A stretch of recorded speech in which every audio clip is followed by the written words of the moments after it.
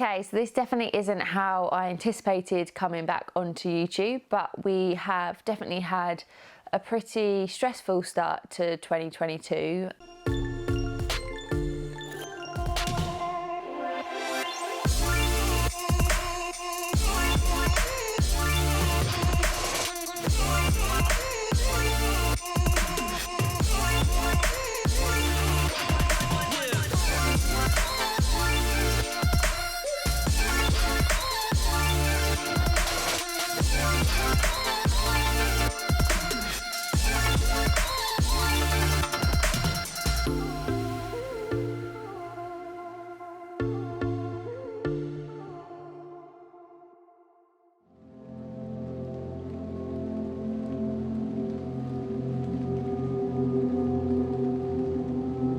Without going into too much detail, Reese had a few health things at the start of the year which required back and forth testing, and we wasn't sure what was going on. It was all a bit dramatic in the beginning, but we've kind of got to a point now where everything is fine with Reese. He is back to training, he's got the all clear to train, which is obviously great news. However, it was very stressful start to the year, and I think that probably has contributed to where we are now, which is unfortunately after really only a week and a bit of feeling what was, to be honest, not a terrible niggle in my hip.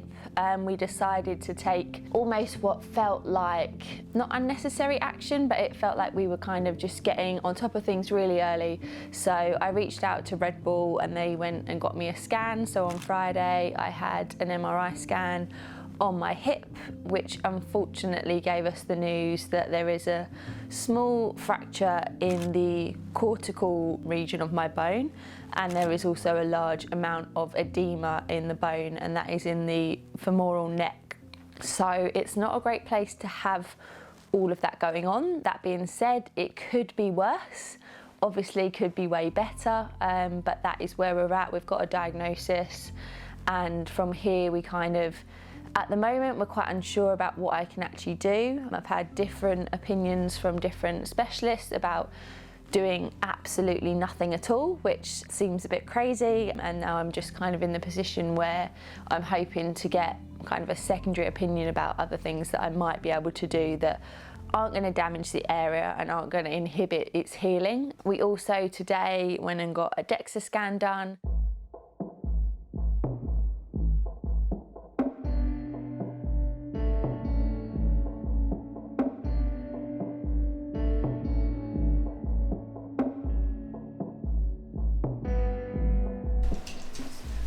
We're going to start with the body composition scan, so it's just going to scan you head to toe. I'm going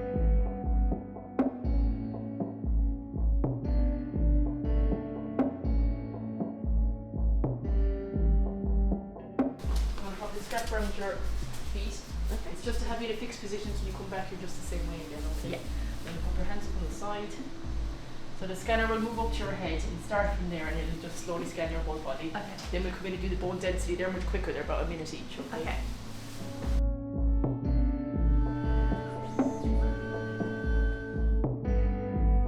3D printer. Look like you're gonna print another one of me. Was it any weird stuff? Like free legs or? The shoulders were massive. The shoulders were massive? Yeah. You can see that from the outside. Yeah.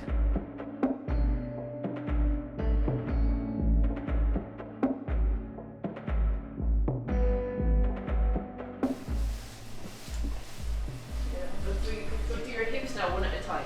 Okay. So I'm gonna roll this knee in a little bit. Yes, this feel okay? Yeah. I haven't actually got any pain, which is one of the strangest things. Oh, this is so frustrating for you. Yeah. It's looking like my bone density is normal. Again, there's going to be further specialists looking into that, but we can take that as a small win. If my bone density looks normal, then I shouldn't have an issue in healing. Wow, look at that shoulder. I was a swimmer my whole young life, so I've swum for 20 years basically. Right. But this is still early days, so we don't really know how long this is going to take to heal. It could take a matter of 4 weeks, it could take a matter of 4 months. Like, we really don't know at this stage. So it's not the best news. I'm trying to stay as positive as possible.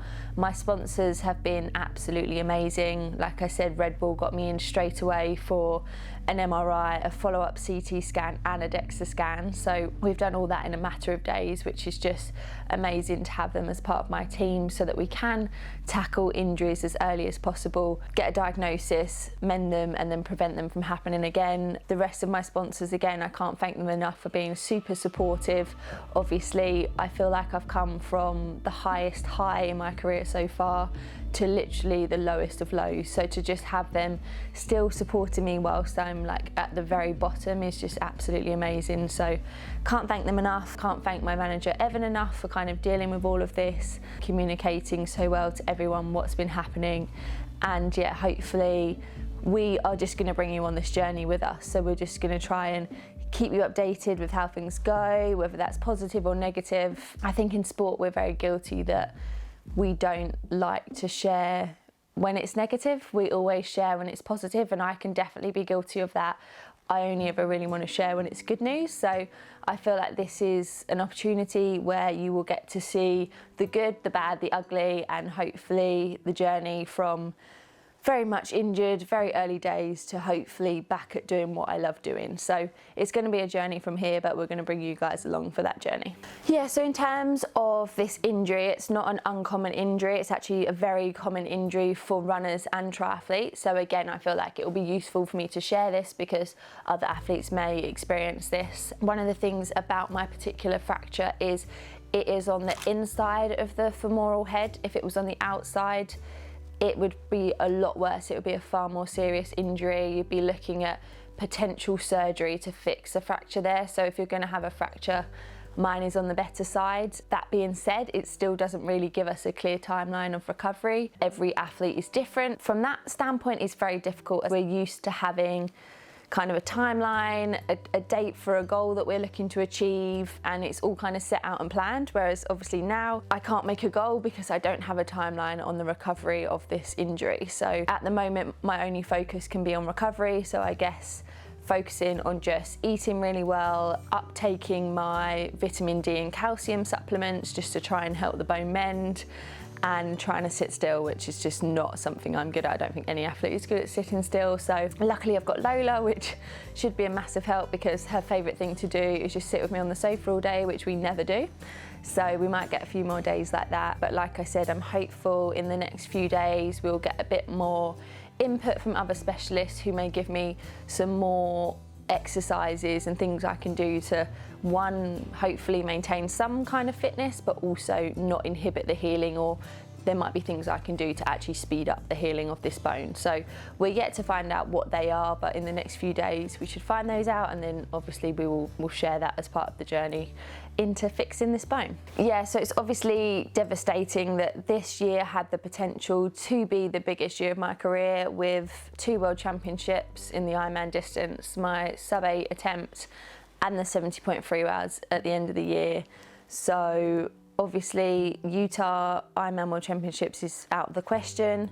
The sub-8 project again is out of the question, but I definitely will be there in some capacity supporting the other athletes, maybe even commentating on the event. So I definitely will be there to support the event because it was something I was so excited about, and it's definitely not a goal that I'm willing to give up on. So even if I can't be there at that project, I'm sure it will provide a lot of inspiration and motivation for me to go on and try and do that at a later date on my own, probably.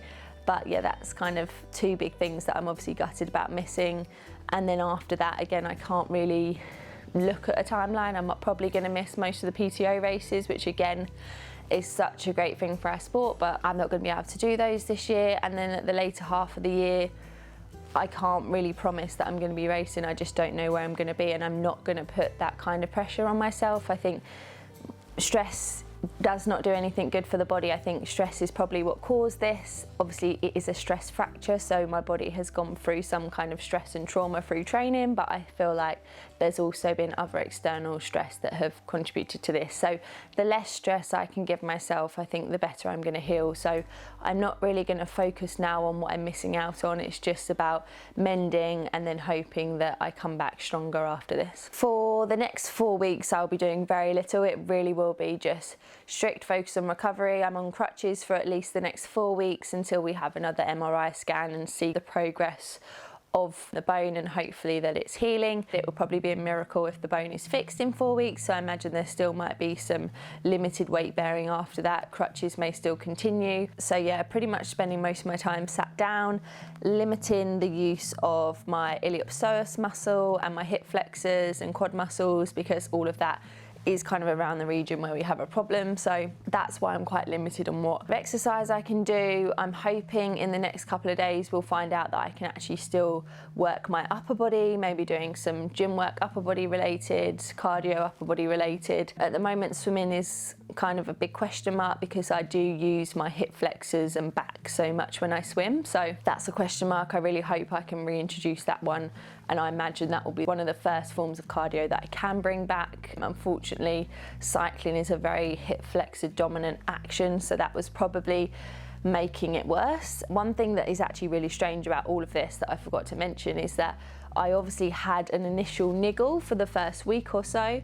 Now I have got absolutely no pain whatsoever, so it's very difficult to remember, oh, I need to be on crutches when you're not actually in pain, and you get up and you think, oh, I don't feel anything, I must be fine, but actually there's something pretty serious going on. So that makes it more difficult because I can't use pain as a guide when I do some form of exercise because my body's not telling me that I'm doing damage. So why that is, we actually don't know. I think it's quite common as athletes that you're so used to pain that your body kind of just gets used to it and maybe is able to switch off that kind of trigger to pain. So we're not really sure why that's happening. It is quite strange, and I've just got to kind of imagine that whatever I do, I'm in pain, and that's going to make it worse. So again, that's frustrating, and there's not really much of a clear timeline around this.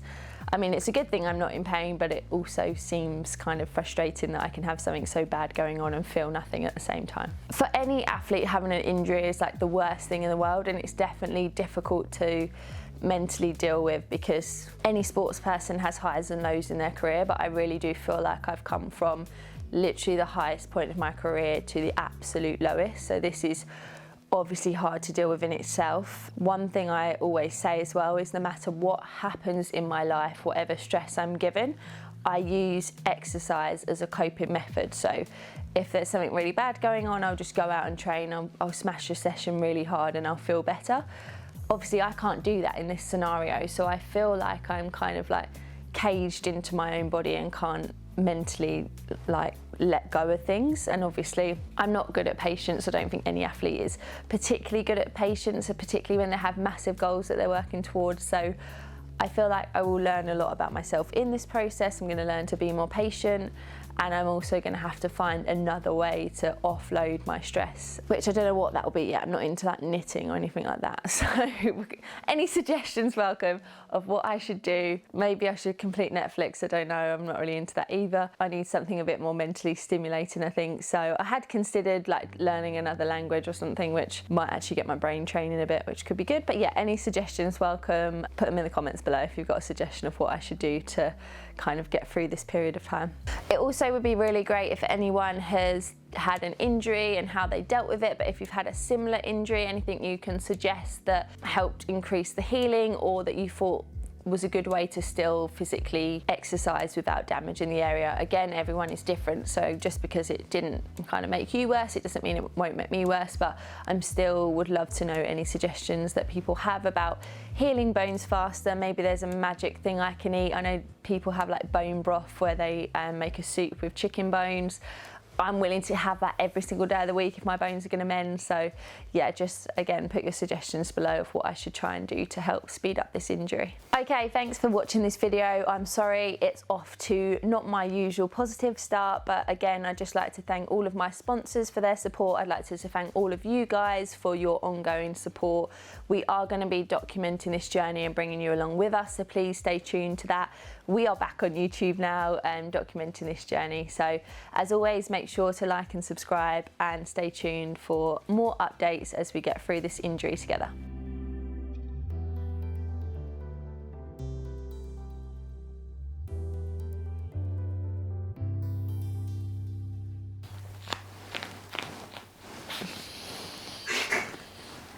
Let me in.